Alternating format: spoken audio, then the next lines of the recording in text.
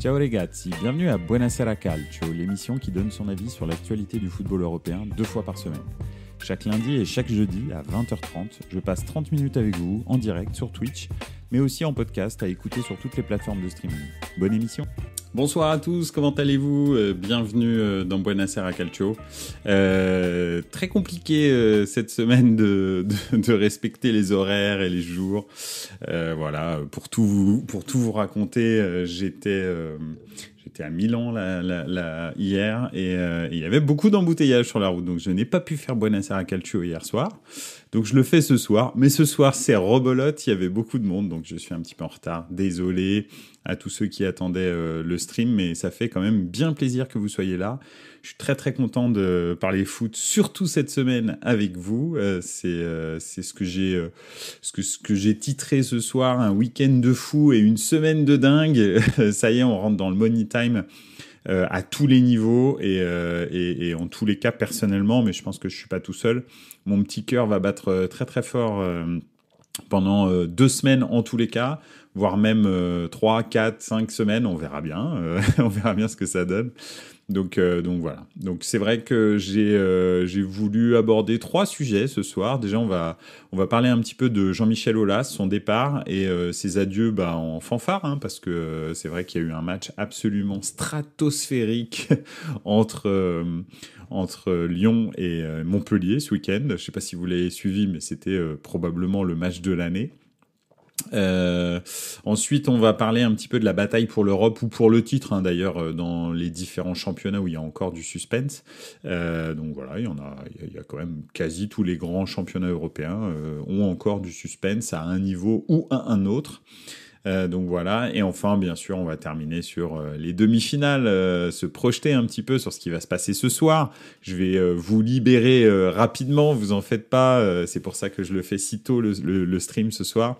Comme ça on est tous libres à 19h45 à peu près pour pouvoir se préparer mentalement à vivre le match des étoiles, parce que ce soir c'est le match des étoiles, demain c'est le match de la passion.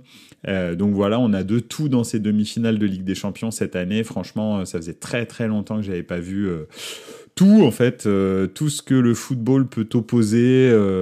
Voilà, on va en parler un petit peu. On va rentrer dans le détail. Donc voilà. Commençons par Aulas et ses adieux. Jean-Michel Aulas a été je sais pas comment dire ça, je pense démission de fonction, mais c'est pas exactement comme ça que ça va être formulé par lui-même, mais aussi par le club peut-être. Il y a certainement qui vont le remercier pour toutes ces années de service, etc. Mais effectivement, Jean-Michel Aulas et l'OL, c'est fini, 30 ans après. Il a fait un travail, si on prend un petit peu de recul, si on zoom out avec ce qu'il a fait, l'ensemble de son œuvre à Lyon, c'est absolument stratosphérique. C'est un club qui l'a récupéré en Ligue 2, qui n'avait pas de palmarès et qui n'avait pas de stade non plus, bien entendu. Il en a fait un club avec un gros palmarès, des épopées européennes absolument magnifiques, même si il manque un petit peu la cerise sur le gâteau, c'est-à-dire le titre européen, que ce soit en Europa League ou en Coupe de l'UEFA à l'époque, Europa League ou Champions League, hein, parce que je pense que Lyon, à un certain moment dans son histoire, a eu la capacité de gagner la Champions League. C'est pas passé loin et c'est un petit peu dommage. Et aussi est le seul club français qui est propriétaire de son club, de son stade. Donc c'est vraiment un travail absolument énorme que Jean-Michel Aulas a fait. Donc ça, il faut le reconnaître.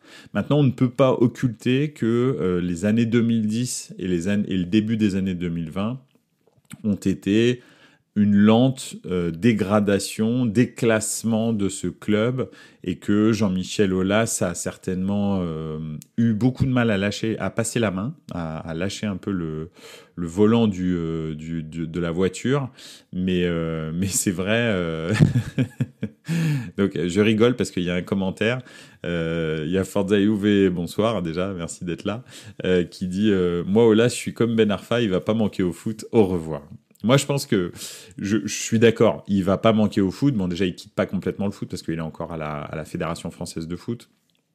Donc voilà, il aura encore un rôle dans le football français en tous les cas. Mais c'est vrai que je pense que ça fait bien longtemps qu'il aurait dû passer la main, probablement à peu près aux alentours de 2015. Je pense que il s'est entêté sur un modèle dont il était sûr qu'il marchait, mais en fait, il n'a pas senti le vent venir. Et c'est vrai qu'il a investi. C'est toujours délicat de savoir si c'est le bon moment pour investir ou pas, mais il y a des clubs comme ça qui ont investi dans des stades, dans des infrastructures très très lourdes, comme je prends en particulier Arsenal et Lyon. Arsenal et Lyon ont investi à des moments où stratégiquement c'était vraiment pas forcément le meilleur moment pour investir. En fait, si vous voulez, comment dire, il y a les clubs qui se sont surendettés dans les années 2000 et avant, en gros, l'apparition du fair play financier et de la DNCG, des DNCG, on va dire en Espagne, en Italie, en France, je ne sais pas comment elles s'appellent, mais vous comprenez le concept, et le fair play financier. En fait, ces clubs-là, comme par exemple le Real, ou je sais pas, il peut y avoir d'autres clubs qui ont investi dans des maxi-stades, ou par exemple, je sais pas, le Bayern, qui a bénéficié de la Coupe du Monde 2006, donc c'était bien avant le fair play financier, pour avoir un nouveau stade. En l'occurrence, ces clubs-là ont pu s'endetter, continuer à dépenser sans compter, sans se demander s'ils étaient rentables, si le fair play financier allait les sanctionner, pas les sanctionner, etc., etc. Et ont continué à avoir des grosses performances. Donc, ou alors il y a des stades historiques qui étaient propriétaires de leur stade depuis très très longtemps, comme le Real, et donc eux en fait ils ont eu absolument aucun problème. Là ils viennent de réinvestir dans la réfection du stade, mais ils ont attendu d'avoir d'abord l'argent, quoique ils ont quand même fait une espèce de cure d'amaigrissement pour les transferts quand même, hein. Ça fait très longtemps que le Real n'a pas fait un très gros transfert. Donc voilà, donc c'est vrai que effectivement c'est Lyon et Arsenal, je trouve, ont investi au mauvais moment, au moment où il y a le fair play financier qui a passé, donc Arsenal avec l'Emirates et Lyon avec le Groupama Stadium. Et ce qui fait que ça a réduit considérablement leur capacité de recrutement et ils se sont retrouvés piégés à bon bah tant qu'on n'a pas retrouvé le stade, remboursé le stade, on ne peut plus rien faire sur le marché des transferts.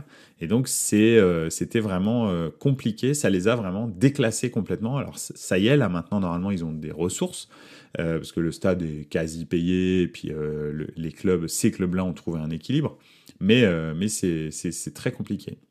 Je vais faire un petit tour dans les commentaires. En parlant du 5-4, quand Marseille revient de 0-4 à 5-4, le dernier buteur marseillais était Laurent Blanc. Et là, lors de cette remontada, c'était le coach. Ouais, effectivement, je pense t'as tout à fait raison. C'est une très très bonne analogie. Je pense que c'est lui qui a un peu le mojo. Et c'est vrai que c'était complètement fou ce match avec déjà des buteurs qui se répondent, hein, deux quadruplés quand même. C'est pas fréquent. Et franchement, non, c'était un match. Je pense que là, je me demande si ça a pas fait pas oublier la saison de Lyon, qui est une saison famélique, hein. Mais je pense que les supporters lyonnais qui étaient dans le stade ont dû vivre un moment vraiment exceptionnel.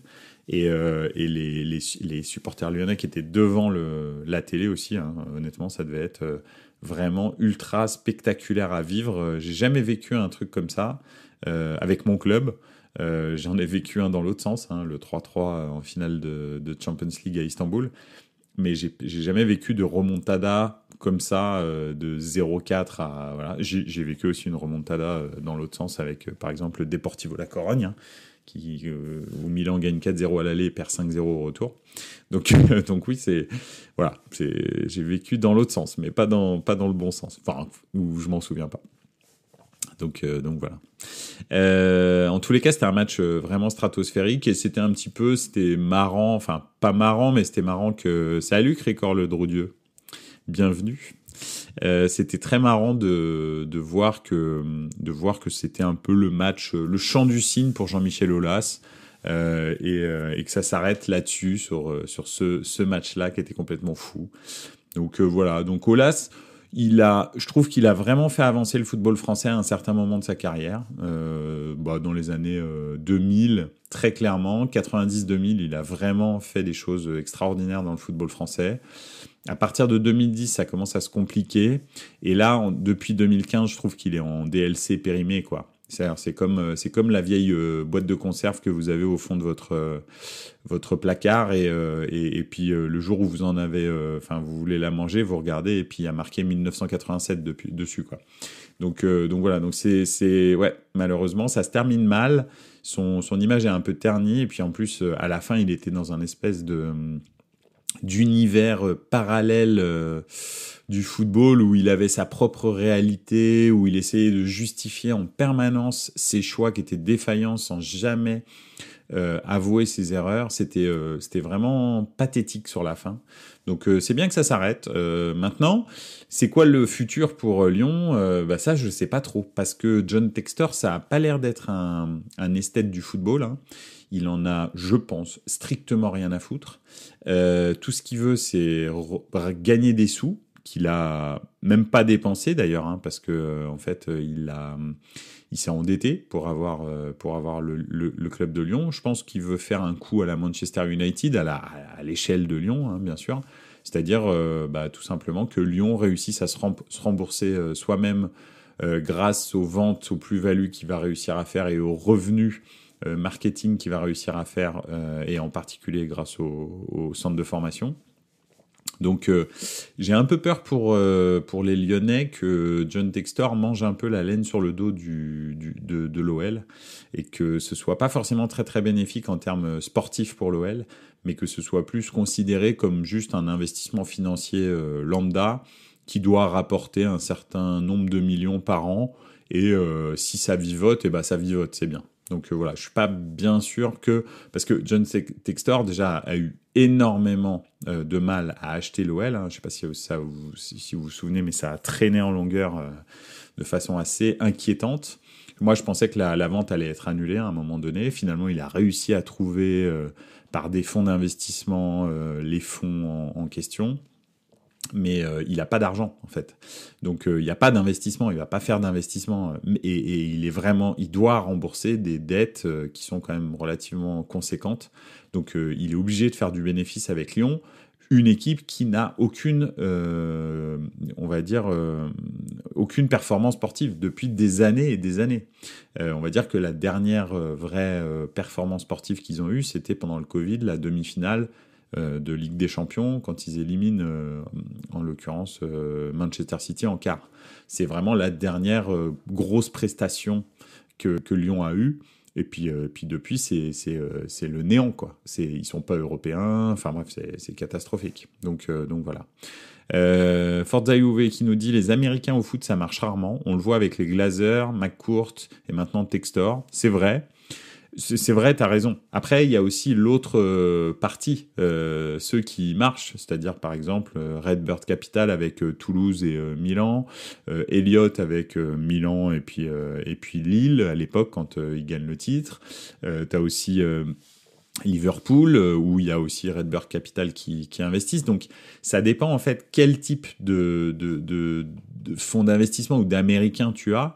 Il y a ceux qui vraiment ne connaissent rien au foot et ne comprennent pas que les revenus sont en fonction des performances sportives au football. Parce que c'est vrai que les sports américains, par exemple, moi, je suis fasciné sur le fait que une des franchises de NBA qui coûte le plus cher, c'est les New York Knicks, qui n'ont pas gagné un titre depuis 1937. Enfin, j'exagère, mais voilà. Que la franchise la plus chère de tous les États-Unis en football américain, c'est les Dallas Cowboys. Alors que c'est pareil, ça fait très très très longtemps que les Cowboys n'ont pas gagné un titre, etc., etc. En fait, les franchises américaines, leurs performances sont un peu décorrélées du marketing qu'il y a. Ça dépend de ta fanbase et en fait, peu importe quoi, t'es supporter des Packers, tu seras supporter des Packers toute ta vie, qu'il y ait un titre ou qu'il n'y ait pas de titre, et tu vas acheter des trucs, etc. Et la franchise va être rentable. Donc, et puis même à la limite, oui, alors attends, je vais revenir dans les commentaires après. Et même à la limite, voilà, peu importe, même peu importe la ville, si la franchise à un moment donné trouve que la fanbase n'est pas suffisamment grande, ils peuvent déménager, quoi, être achetés et déménager ailleurs. Donc c'est complètement différent, et il y a beaucoup d'investisseurs américains qui comprennent pas ça, comprennent pas que le foot, si t'as pas de résultats, t'as pas de marketing, en fait. C'est dingue, mais c'est comme ça. Personne n'a envie d'acheter le maillot de l'OM quand ils sont 12e du championnat. Enfin, je dis pas personne, mais beaucoup moins de monde que quand ils sont deuxième du championnat, qui peuvent potentiellement jouer le titre. Il y a énormément de monde qui va acheter le maillot de l'OM. Quand ils sont 12e du championnat, qu'ils enchaînent les défaites, qu'ils font des prestations faméliques, il y a personne qui a envie de dépenser 100 € dans un maillot, quoi. Donc voilà. Après, il y a effectivement Todd Boehly dans la liste avec dans la liste avec Chelsea.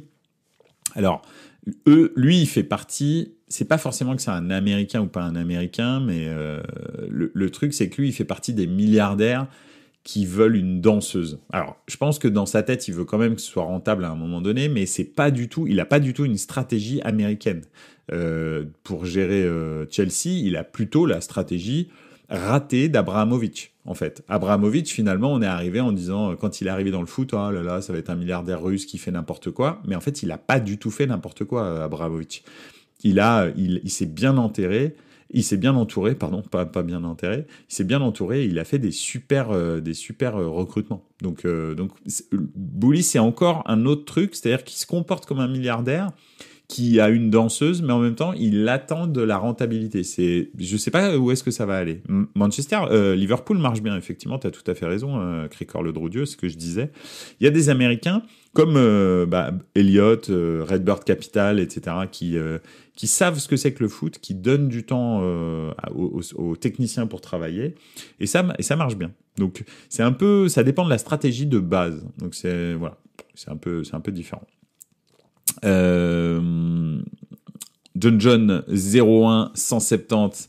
Bah écoute, bienvenue dans le chat, vraiment ça fait plaisir. Après tu peux avoir plus que du marketing et plus grand chose d'autre au PSG. Ouais, voilà, tout à fait, t'as tout à fait raison. Là, il y a un moment donné, c'est vrai qu'il y a plus que du marketing au PSG, il y a plus rien d'autre. Mais bon, ils gagnent encore des titres, quoi. Voilà. Et puis eux, ils recrutent des stars, ils recrutent pas 10 Asie 80 millions, quoi. C'est pas pareil. Enfin, voilà, pour un petit peu parler de Chelsea en l'occurrence. Forza Juve, on a gagné ce week-end. D'ailleurs, Chelsea, alléluia. Oui, effectivement, ça faisait très très longtemps. 3-0 contre Bournemouth, si je ne m'abuse. C'est bien. Ça faisait un bail. Et je pense que c'était important parce que là, ça commençait à craindre sérieusement. Je pense que s'ils enchaînaient comme ça jusqu'à la fin, c'était relégation, hein, je pense. Donc voilà. Bon, en tous les cas, on va voir un petit peu ce que ça va donner le futur de Lyon. Mais moi, je suis pas vraiment optimiste. On verra déjà la saison prochaine. Et j'espère, en tous les cas, que si John Textor a une vraie stratégie, il faut qu'il vire tout le monde, hein, pas seulement Aulas, parce que la cellule de recrutement, là, Chérou, etc., c'est catastrophique. C'est vraiment une catastrophe. L'encadrement, ils sont encore Keblo en 2005. Donc il faut vraiment les virer, redémarrer tout, parce que s'il a un concept de rentabilité, il faut qu'il ait les gens qui aillent avec, en fait. C'est pas possible, quoi. Et je pense que Campos, ça peut l'intéresser. Bon, là, il est à Paris, il est au Celta Vigo. Est-ce qu'il peut prendre Lyon en plus ? On va savoir. Hein. De toute façon, il est plus à ça près, lui, hein, monsieur 30%. Donc voilà, on verra. Mais Campos, ça aurait été le directeur sportif idéal pour Lyon, parce que il a un super centre de formation. Et en plus, il a des réseaux de ouf. Et lui, à Lyon, très clairement, maintenant, la politique, c'est plus du tout les stars. C'est que des gens que tu connais pas. Mais lui, au moins, il sait faire des recrutements. Comparé aux gens qui sont, à l'heure actuelle, Ponceau et Chirou, à la tête du club, ils sont, mais catastrophiques. Eux, c'est vraiment là, zéro idée. Je crois que c'est même moins que zéro idée, quoi. Le seul idée qu'ils ont eu, c'est viens, on faire venir Lacazette et Tolisso. C'est-à-dire, les gars sont vraiment bloqués en 2005. C'est incroyable, c'est fou. Donc voilà. Je dis pas, c'est pas un échec Lacazette. Lacazette, c'est un bon joueur, mais il doit prendre un gros salaire et tu fais du réchauffé, quoi. T'as pas de plan, en fait, à long terme. Il y a que dalle. Il y a rien du tout. C'est juste peut-être il veut revenir. Voilà. Heureusement, ils n'ont pas demandé à Juninho de rejouer, mais ils étaient à deux doigts. Ils ont joué à FIFA 2015, Chirou et l'autre, et ils se sont dit allez on ramène tout le monde. Mais grave, c'est tout à fait ça. Absolument, c'était un commentaire, hein, c'était pas moi qui l'ai dit. Donc voilà. On verra bien. On va suivre attentivement l'actualité de l'OL en tous les cas au mercato là, parce que ça va vraiment bouger, je pense. Donc voilà, c'est là où on va voir quelle sera la vraie direction de l'OL dans ces prochaines années. Donc voilà. Je voulais revenir maintenant sur la bataille pour l'Europe un petit peu partout là en Europe, bien sûr. Alors je pense que la bataille la plus intense pour l'Europe se passe en Serie A. Pourquoi ? Parce qu'il y a les deux clubs de Milan qui luttent pour la 4e place de la Serie A et qui en plus se rencontrent en demi-finale de Ligue des Champions. Donc ça met un petit peu de sel. Les deux clubs de Milan, depuis 2 journées, rencontrent les 2 clubs de Rome, qui eux aussi luttent pour être dans les 4 premiers. Donc voilà, c'était aussi compliqué. Et il y a l'Atalanta et la Juve qui se rencontraient aussi ce week-end. Donc c'était fou en gros. Sur les 7 premiers, il y en avait 6 qui se rencontraient ce week-end. Et c'est vrai que ça a fait un petit peu de ménage. Pourquoi ? Parce que les 2 clubs de Milan se sont imposés contre les 2 clubs de Rome. Donc ça a un petit peu fait un effet... déjà, ça se resserre dans les 4. C'est-à-dire que la Juve et la Lazio sont collés quasi. L'Inter revient fort sur la Lazio. Et puis la Roma et l'Atalanta, l'Atalanta qui a perdu à domicile contre la Juve, avec un but de Vlahovic, un beau but de Vlahovic. D'ailleurs, malheureusement, ça s'est mal passé. Ça s'est vraiment mal passé pour Vlahovic. C'est avec des chants racistes. Sur les gitans. Bref, en gros tous les joueurs de l'Europe de l'Est en Italie pour leur faire péter les plombs, pas partout en Italie mais dans certains stades, ils chantent des chants sur les gitans pour les insulter, bref, voilà. Et effectivement le gros souci c'est que là c'est carrément tout le stade de l'Atalanta a priori qui a chanté, donc c'est vraiment c'est en plus Vlahovic bien sûr, et ça fait 2 fois que c'est comme ça. Vlahovic va répondre aux tifosi quand il marque, et comme Lukaku l'avait fait contre la Juve, et en fait c'est le joueur qui prend un carton jaune, alors que il y a un stade en entier qui chante des chants racistes. Donc c'est complètement dingue. Là on est dans une espèce d'inception bizarre. Alors la Juve avait réagi fortement en bannissant à vie de stade 143 personnes. Là, c'est le stade en entier. Alors, je ne sais pas ce que l'Atalanta va faire, parce que je vois pas comment est-ce qu'ils pourraient bannir le stade en entier. Mais bon, voilà, on va voir. Enfin, je dis le stade en entier, même si c'est 60 ou 70 ou 70% du stade, bon, c'est déjà beaucoup. Donc voilà. Donc on verra bien ce que ça va donner, mais c'était pas une super idée de faire ça. Mais bon, la Juve va quand même gagner, et c'est vrai que ça se resserre. D'ailleurs, il y a un petit peu... il est pas là, mon ami de l'Atalanta, d'ailleurs, Sniff, moi qui voulais le chambrer. Ouais, mais je pense que c'est pour ça qu'il est pas venu. Hein. C'est Forza Juve qui dit ça pour certainement au Cotonou Joe. Et oui, effectivement, à mon avis, il est pas venu juste pour ça. Il s'est dit, non, ce week-end, je vais prendre cher. Ça sert à rien. Donc voilà. Oui, d'ailleurs, qu'est-ce que je voulais dire ? Je voulais dire que la Juve, il y a des nouveautés sur les sanctions.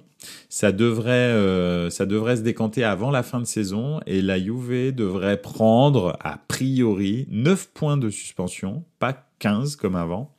Et ça devrait être avant la fin de saison, donc sur cette saison-là.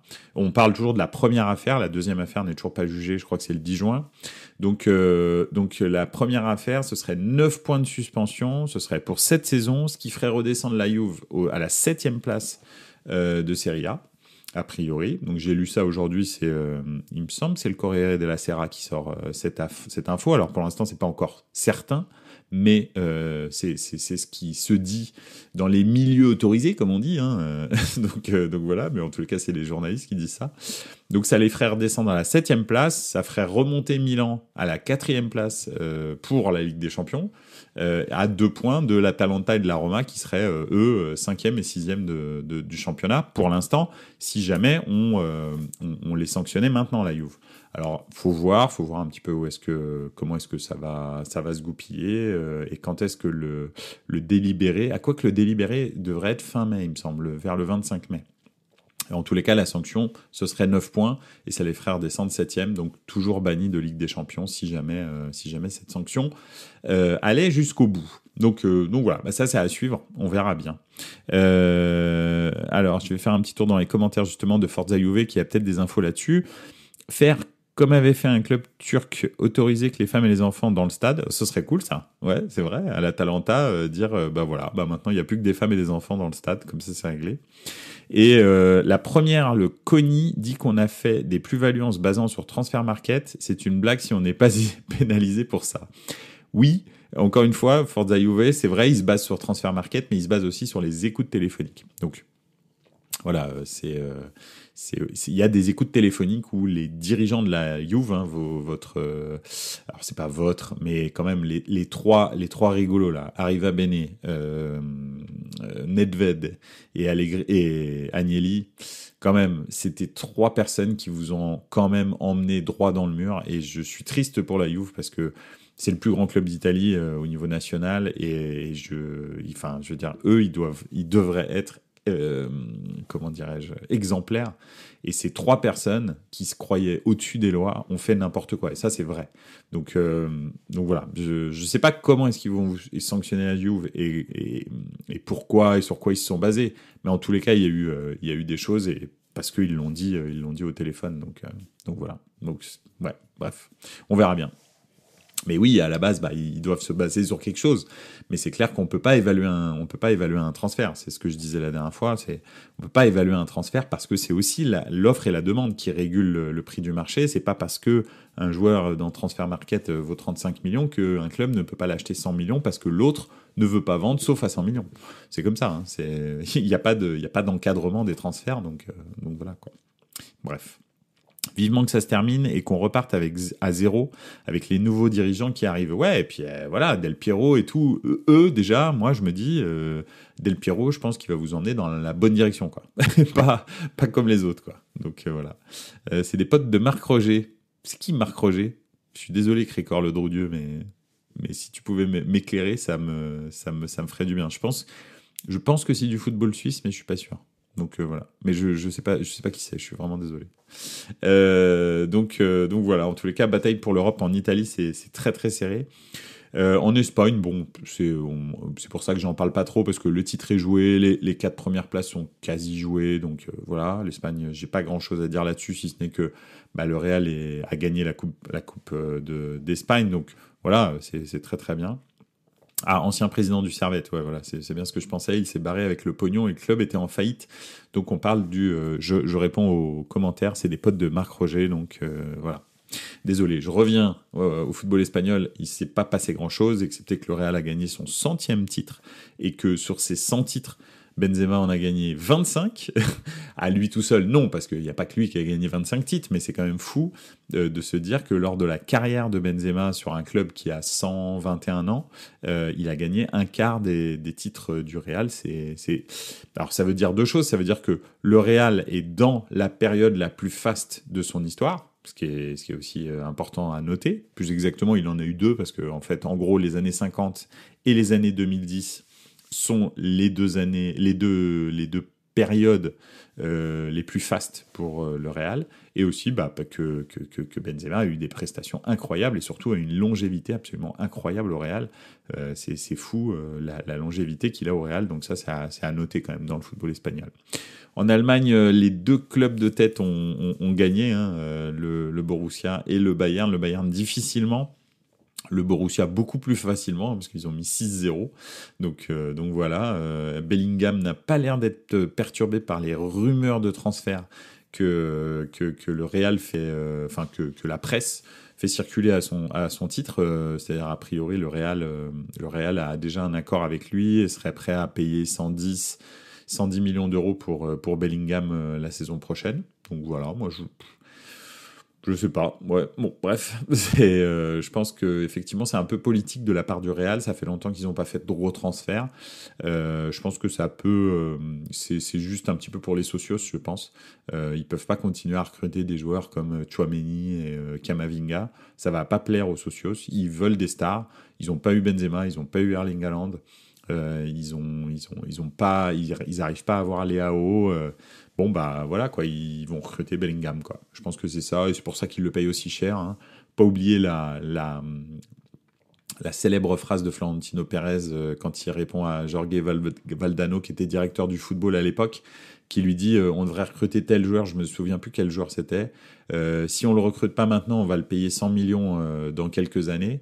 Et Florentino Pérez lui a répondu bah alors attends qu'il valent 100 millions. Parce que le Real recrute des joueurs à 100 millions. Et c'est comme ça. Et ça les intéresse pas de recruter un joueur à 30 millions. Donc, donc voilà. Et c'est vraiment la philosophie. Ils ont été obligés de réduire la voilure pendant la réfection du stade pour des questions financières. Mais ils vont repartir comme en 40. Hein. Ça, faut pas rêver. Donc voilà. Ça, c'était pour l'Allemagne. Pour la France, bah, il y a eu quand même un choc énorme hein, entre Lens et Marseille. Alors un choc qui a un petit peu porté à pas à réclamation, mais en tous les cas à confusion avec le but annulé de Marseille. Y a-t-il faute, y a-t-il pas faute au début de l'action, sachant que Turpin lui dit qu'il n'y a pas faute, et puis finalement la VAR lui dit attention, il y a faute. Bon bref. Je sais pas s'il y a faute ou s'il y a pas faute. Je sais qu'une seule chose, c'est que Lens est deuxième de Ligue 1 et que ça va être très très serré jusqu'au bout parce que ça veut pas dire parce qu'ils sont deuxième maintenant, qu'ils sont sûrs d'être en Ligue des Champions. Je pense sincèrement que c'est pas joué encore et que en revanche la troisième place, si par exemple la Juve prend ses 9 points de suspension, bah la Juve ne sera plus dans la zone Ligue des Champions, même s'ils gagnent l'Europa League, bah ce sera pas qualificatif, la troisième place pour la Ligue des Champions. Il faudra passer par des barrages. Et que ce soit Marseille ou que ce soit Lens, je les vois très très mal passer les barrages, hein, parce que comme on le sait, n'importe quelle équipe de n'importe quel pays d'Europe, pour les clubs français, c'est très très compliqué. Donc je pense que ça passera pas et on aura, en tout cas le football français aura encore que 2 clubs en Ligue des Champions. Donc voilà, et puis en plus c'est compliqué pour les transferts et tout. Tu sais pas si tu vas y aller, si tu vas pas y aller, si t'investis avant, si t'investis après c'est trop tard parce que la fenêtre des transferts est fermée. Enfin bref, troisième c'est vraiment la place horrible en championnat de France. Il faut vraiment pas y être. Et je pense que et Marseille et Lens peuvent encore terminer deuxième et troisième. Donc on va voir, mais ça va être la guerre jusqu'à la fin, vraiment. Et puis en Angleterre, Arsenal a fait une super prestation contre Newcastle, vraiment superbe prestation. Là, ils se sont bien repris hein, depuis la défaite à Manchester City. Même la correction, on va dire, à Manchester City. Je trouve qu'ils se sont bien repris. Ils consolident vraiment de façon très très ferme leur deuxième place et ils montrent à tout le monde que c'était pas un hasard leur saison quoi, qu'ils sont pas effondrés sur la fin de championnat. Donc franchement c'est cool, c'est bien pour eux. L'année prochaine ils seront en Ligue des Champions et c'est cool. Bon ils ont Manchester City a encore un match en retard et ils ont 1 point d'avance donc bon. Potentiellement, c'est plié, mais on sait jamais. En tous les cas, il lâche pas l'affaire, donc ça, c'est vraiment bien. Forza Juve qui dit Turpin, il a gâché ma soirée, j'ai encore la haine. Ouais, le football, des fois, ça bascule sur des détails. C'est, voilà, sur de l'interprétation, même avec la VAR. Même si la VAR règle beaucoup de problèmes, des fois, la VAR, elle règle pas certains trucs. Et oui, j'allais y venir, tout à fait, Liverpool qui fait aussi des très belles prestations et qui se rapproche très très fort vu que Manchester United n'arrête pas de perdre. Non, enfin, en tous les cas, fait pas des super prestations, fait pas des super résultats. Là, ils ont perdu contre West Ham. Donc, Liverpool peut encore y croire. Ça va vraiment être... ce serait un miracle. Hein. Franchement, ce serait vraiment un miracle quand ils étaient 9e du championnat ou 11e du championnat. Là. C'est assez fou. Ouais, donc, potentiellement, comme dit Forza Juve, ils sont à 1 point du United avec un match de plus. Donc bon, United a encore on va dire un joker devant lui. largement, même 2, voire même 1,5, quoi, 1,5 joker. Donc ça va être compliqué, mais ils peuvent le faire, hein, ils peuvent le faire, parce que United est vraiment dans une très mauvaise dynamique, on va dire. Donc depuis l'élimination en Coupe d'Europe, ça tourne vraiment plus. Donc on sait jamais. Cricor le Drou United, ils sont pas en bonne forme et leur match à l'extérieur, c'est pas forcément cadeau, il y a moyen. Oui, il y a moyen, mais ce serait quand même un miracle au regard de la saison de Liverpool. Vraiment, ce serait bizarre. Donc voilà. On a fait un petit peu le tour d'Europe pour la bataille pour l'Europe et pour le titre. Allez, un petit commentaire encore. Forza Juve à 3 points de Newcastle aussi, mais avec un match de plus. Donc Liverpool pourrait même être 3e. Oui, on va voir. Mais ce serait plus un miracle, ce serait un double miracle. Là, 3e, ce serait vraiment un double miracle. On verra. Mais Liverpool n'est pas un club rationnel, donc tout est possible, effectivement. Et puis on va aborder le dernier point quand même avant de terminer ce live, des demi folles, c'est comme ça que je les ai appelés. Pourquoi ? Parce qu'on a tout en fait. C'est ça que je disais en début de live, c'est que on a ce soir la guerre des étoiles. Très clairement, c'est le plus haut niveau du football mondial qu'on peut faire à l'heure actuelle, le Real contre Manchester City. C'est vraiment le 5 étoiles du foot ce soir, avec des stars à tous les postes, un niveau technique complètement dingue, une équipe incroyable, des coachs incroyables, certes probablement les 2 meilleurs coachs quasi, pas de l'histoire, mais ils sont dans le Gotha, le top 5 ou le top 10 des coachs de toute l'histoire du football, ils sont dedans, et Ancelotti et Guardiola, pour 2 raisons complètement différentes, mais ils y sont quand même. Donc c'est des coachs stratosphériques et puis même l'histoire quoi, c'est-à-dire un petit club sans aucun palmarès qui a été fabriqué à coups de centaines de milliers, même de milliards de livres sterling, qui veut se faire une place au soleil parmi les grands clubs, et le plus grand club du monde qui lui a envie de les remettre à leur place, qui l'a déjà fait l'année dernière et qui a bien envie de les enfoncer définitivement cette année. Donc voilà, donc je pense que il y a tout dans ce match pour nous faire passer une soirée complètement dingue ce soir. Et enfin demain c'est la demi-finale de l'émotion, de la passion, de l'histoire du football. C'est historique, les Euro Derby comme on les appelle à Milan. C'est quelque chose qui a marqué le football européen au long de l'histoire du foot et de la Ligue des Champions. C'est 2 clubs éminemment historiques. C'est le 2e club le plus titré en Ligue des Champions contre le 2e club le plus titré en Ligue des Champions en Italie.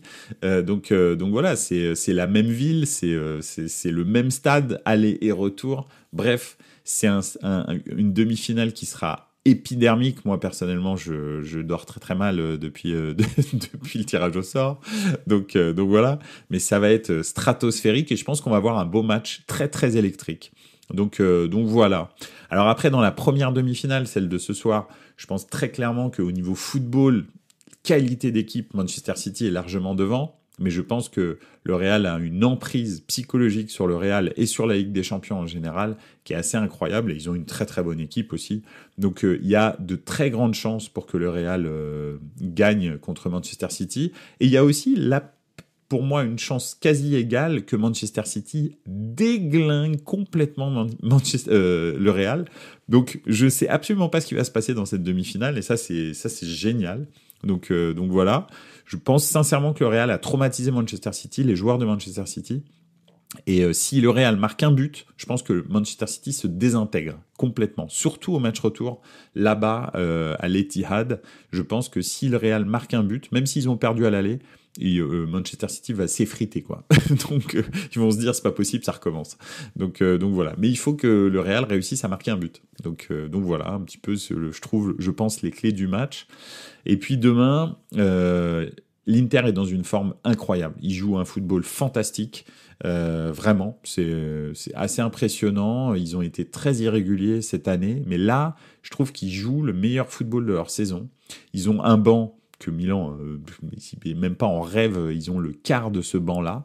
Ils ont vraiment des remplaçants de très très haut niveau. Donc potentiellement, pour moi, vraiment, l'Inter est favorite sur cette demi-finale. Milan arrive avec un Leao dont on ne sait pas s'il va jouer demain, qui est probablement blessé. avec un collectif peut-être un petit peu plus rodé, on va dire, mais avec beaucoup moins de talent que l'Inter. Et on est aussi, Milan est dans une phase qui est beaucoup moins positive que l'Inter. En revanche, et ça aussi, c'est ça, ça part, c'est un petit peu comme le Real.